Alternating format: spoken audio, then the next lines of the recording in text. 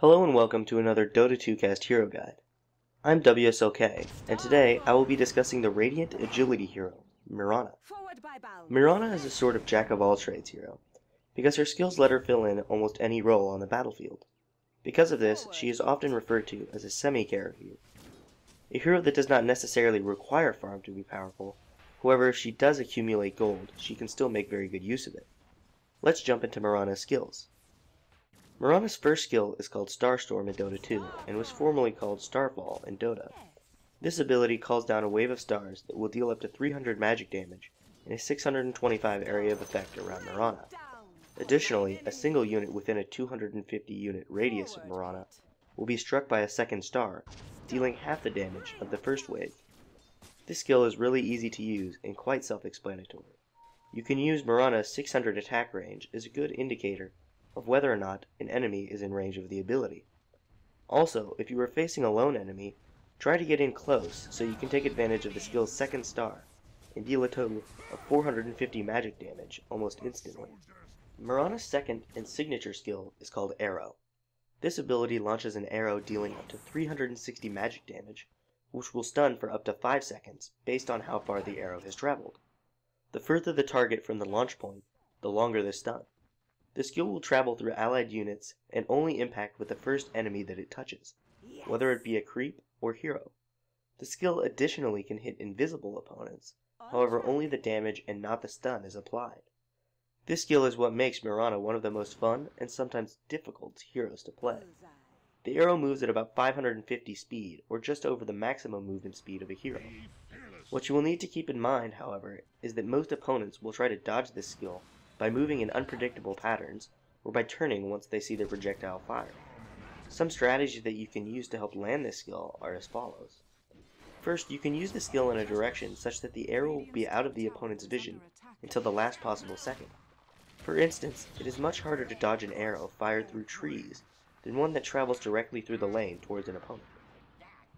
Another way to easily land arrows is through team coordination. There's voice chat built into Dota 2 for a reason. Make sure you use it. Tell an allied hero to stun when you are in position to fire a 5-second arrow. Stun combinations with Mirana can be especially deadly because they can often last up to 7 seconds, almost certainly resulting in a dead opponent.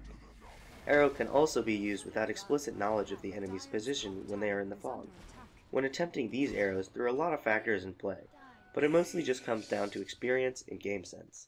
The best advice I can offer is to just make sure that you properly lead your target and try to predict where they will most likely be moving to.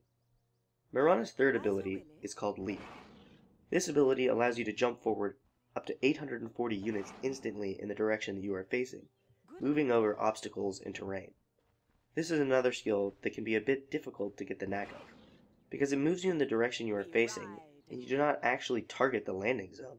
It can be easy to get stuck in trees or inescapable terrain when getting used to it. Additionally, it is easy to panic and press the leap hotkey instantly during a gank and accidentally jump towards your opponents instead of away. The way to avoid this is just to always keep your cool. You often have more time than you think. Another thing to keep in mind is that this skill has a relatively long cooldown when compared with other mobility abilities. Because of this, you should often be cautious when using Leap. Oftentimes, leaping forward can lead to death from teleporting opponents. Additionally, this skill can be used to dodge certain projectiles, such as Vengeful Spirit's stun. Doing so is simple. Just face your desired landing direction, and press E when you see the opponent's projectile moving towards you. You should without fail dodge the projectile as well as any spell effects that it may carry. Mirana's ultimate ability is called Moonlight Shadow. This ability turns your entire team invisible for 11 seconds with decreasing fade time based on the ability's level. Keep in mind that you will return to invisibility even if it is broken, as long as the 11 seconds of the skill has not expired. This skill is great when used in teamfights or surprise ganks with your entire team. It basically forces your opponents to buy True Sight in order to prevent the skill from being utilized to your advantage. This ability is also great for saving allies from across the map. Don't ever hesitate to use the mana to aid a teammate who may be able to survive an impending gank. Mirana's skill build is almost always the same, except for a little bit of variation at level 1. At level 1, I like to hold on to my skill point until I reach my lane. If I think there may be a chance of my opponents going for a first blood on myself, I will pick up Leap. Otherwise, grabbing Arrow to see if you can get a level 1 kill of your own is often a better choice. So at level 1 and 2, take Leap and Arrow in any order. Then take Starfall at levels 3, 4, and 5, Arrow at 6, and put a 4th point into Starfall at level 7.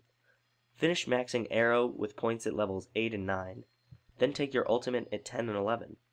Finish maxing Leap between levels 12 and 14, grab stats at level 15, and finish up your ultimate at level 16. Then, obviously, finish by maxing stats.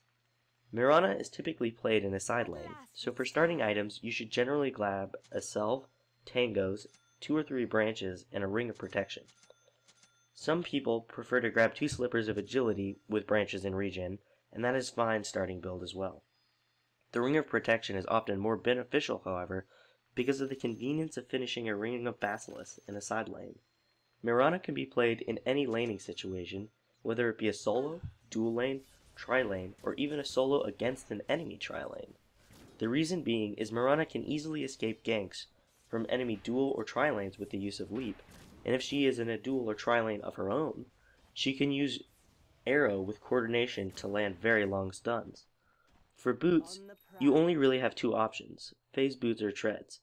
Both of these can be purchased completely from the side lanes, which makes them even more convenient to grab in the laning phase. Phase boots are great for their movement speed boost, as well as the 24 damage, which goes quite a long way towards last hitting in the lane, as well as harassing opponents with your 600 range. You should typically pick these up if you plan on being more of a mid-game force than a late-game one, because the damage and speed is generally more beneficial early in the game. Power treads, on the other hand, give a very balanced boost of stats and attack speed, which generally makes them the more powerful late-game candidate for Mirana. Additionally, treads can be set to strength to give a boost of strength to compensate for the lack of movement speed that you get from purchasing treads instead of phase boots. When laning, you should focus on last hitting and the movements you make between each last hit. Try to move yourself into threatening positions where no enemy creeps lie between yourself and the opponent.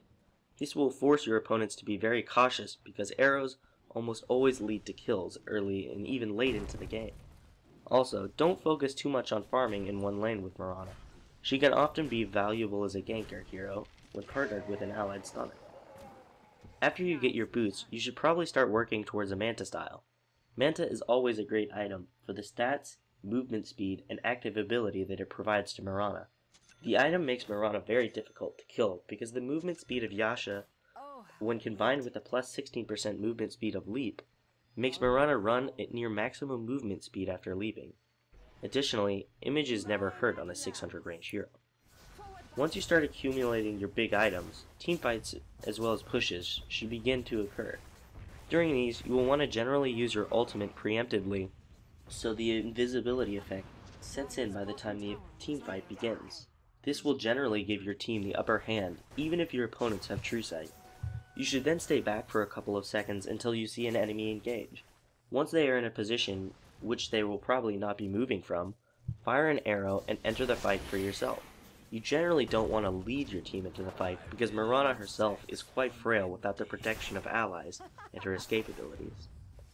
Once your Manta style is completed, you should look at your enemy team and carefully decide on your next item. Do they have an Omni or Skeleton King? Maybe you should grab a Diffusal to counter that. Do you feel like you're doing a little bit too small damage and always find yourself with very little gold? Maybe you should grab a Desolator for its cheap cost and high damage. Do your opponents have any evasion abilities such as Windrunner?